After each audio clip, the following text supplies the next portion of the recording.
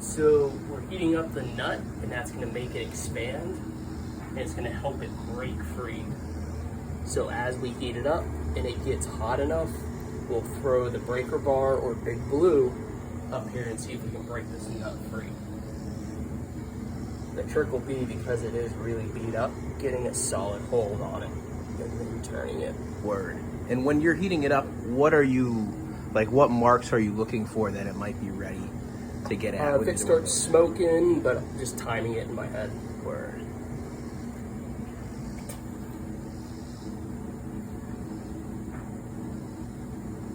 You just move it around, get heated up evenly, and try to direct the flame on the nut more than the shaft. And about how long are you trying to go for? Just a few minutes. A few minutes. We're almost done. Nice.